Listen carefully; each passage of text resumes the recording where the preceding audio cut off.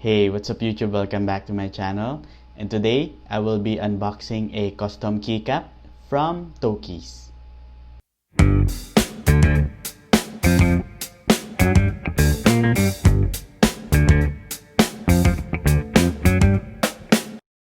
Okay, so before we do the unboxing, share na lang muna ako ng information about TOKEYS. So if hindi nyo pa sila kilala, I will link yung FB page nila sa description sa baba. And then, sasabihin ko na rin sa inyo kung ano yung brand nila or yung shop nila. So si TOKEYS, they are a new shop which specializes in making wooden keycaps. If you are keyboard enthusiast, they are the go-to place if you want to have a custom wooden keycap. And for their designs, actually for a startup or yung kung ano yung initial designs nila, magaganda. Kasi some of them are Japanese inspired. So meron doon yung pinakagusto ko talaga na design nila, which is yung The Great Wave of Kanagawa. It's a picture depicted from a painting or iconic painting na may wave. Ang ganda nun, and isa yun sa gusto kong design nila. And meron pang iba like yung shrine, meron pa yung parang samurai. Ang gaganda. Tapos meron pa silang bago yung parang Earth, Wind, and Fire. So parang avatar lang. So magaganda yung designs nila.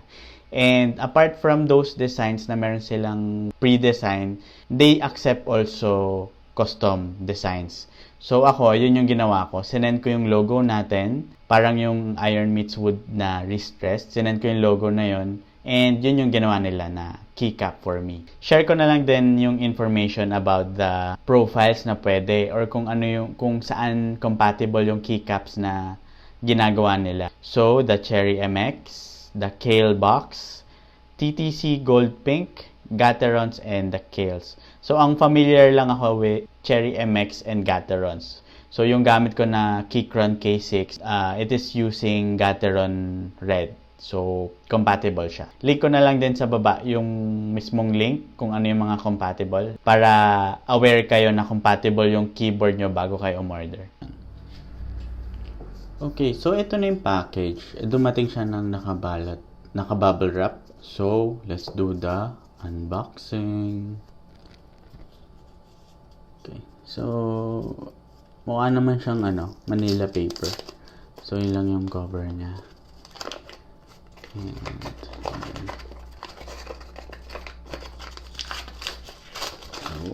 So na-open natin siya from back.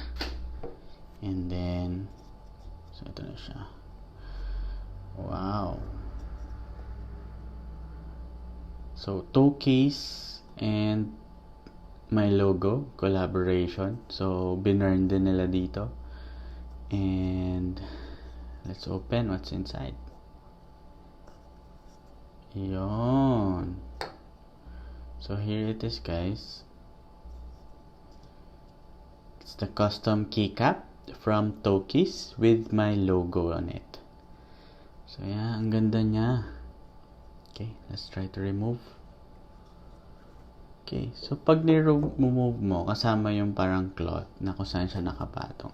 And then meron pang added protection dun sa mismong lagayan nung keycap. So, secure na secure yung keycap.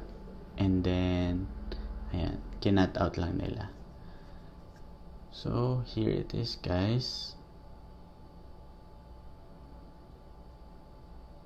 And then, ayan, ito na yung nasa likod, which you will put in your keyboard, mechanical keyboard. So, ayan, ang ganda niya. So, I'm getting my iron meets wood na wrist rest. So, ito siya. And then, malapit yung color nila. So, ang ganda nung pagka-match. And then, the logo, andyan dyan. Okay, so here it is, guys. Let's try to put it on the keyboard. Okay, guys, so ito na siya. Ito na yung keycap ng nakakabit sa Keychron K6. So, ito yung tunog niya.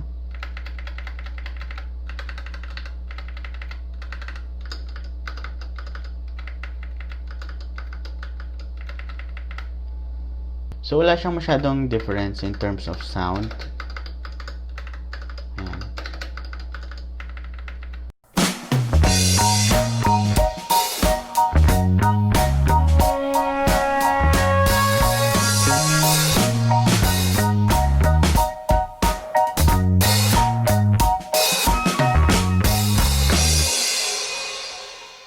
ngayon na-unbox ko na, i-share ko na rin yung how to order from them or yung ordering process nila. Okay, so first, you need to fill out the order form, of course. You need to input your name, your details, and your shipping address. Also, yung product code. So, ililink ko na rin sa baba yung catalogs nila na nandoon yung different product code for each of their keycaps. So, you need to check those para ma-send nyo sa order form. So, that's important.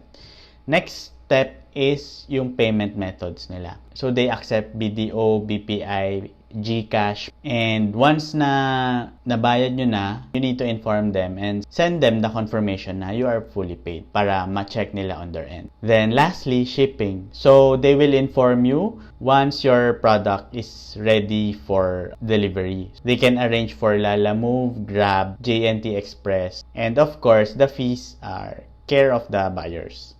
As I've mentioned earlier, they also make custom keycaps. So, if you have a different design than kung ano yung meron sila, then you can also do that. Kagaya nung ginawa ko, na logo ko yung ginamit ko. So, ito naman yung process for ordering a custom design. So, first, you need to send them your design. Kasi, syempre, they need to check if it's feasible ba na ma-print sa ganun kaliit eh. So, if sobrang intricate nung design nyo, baka hindi siya pwede. And also, depende sa design nyo, yung price range na babayaran nyo. Kasi, nagmamatter din yan. And they will send you the quotation kung how much yung aabutan ng custom design. So, once masettle na yung payment, it will take at least a minimum of 5 days para gawin yung keycaps na dinesign mo. So, syempre, magbabari pa rin yan. Depende sa volume ng nakuha nilang request for that. And then, for the delivery, same lang nung kanina. They can arrange for Lalamove or Grab Express. And, of course, shipping is care of the buyer. Okay, so final thoughts about Toki's wooden keycaps. So, sulit ba siya for its price? The custom one that the one that I got is my logo. So, ang price niya is 750. So, it will vary depending on your design. And yung mga current designs nila, ang price range nun is around 650. So, sulit ba siya for a keycap? Sa una, parang hindi. Kasi parang keycap lang siya. And for its price, 650, ang dami mo nang magagawa nun. Pero once makuha mo na yung finished product, wala na. Finish na. As in, ang ganda niya talaga sa personal. Nung nalagay ko na siya sa Keychron K6 ko, sobrang nag-iba. Nag-iba yung aura nung keyboard ko and nung setup ko. Bumagay pa siya lalo sa setup ko kasi meron din ako nung wooden na wrist rest from na-customize with my logo. So, nag-match siya, as in, yung setup ko nag-fall into place sa gusto kong mangyari. Kaya for me, for its price, para ma-custom mo yung gusto mong mangyari sa setup mo, for me, ang liit lang ng 750. To think na small wooden lang siya. Pero yung makukuha mong kapalit na ang ganda nung kinalabasan ng setup, yun yung feeling kong sobrang worth it. So for those keyboard enthusiasts who are watching this, and if you are still thinking if you need to get one, I would say na, oo, you need to get one. Actually, nung nilalagay ko siya sa keyboard, so parang na-realize ko na it's like you're putting a cherry on top of the ice cream. So parang ganon. It's a must if you are planning on customizing pa your keyboard. Okay, so thank you guys for watching this video. If you liked it, please give it a like down below. Subscribe if you're not yet already. And smash that bell to get notified when I upload new videos. So hanggang dito na lang muna ulit guys. Talk to you soon.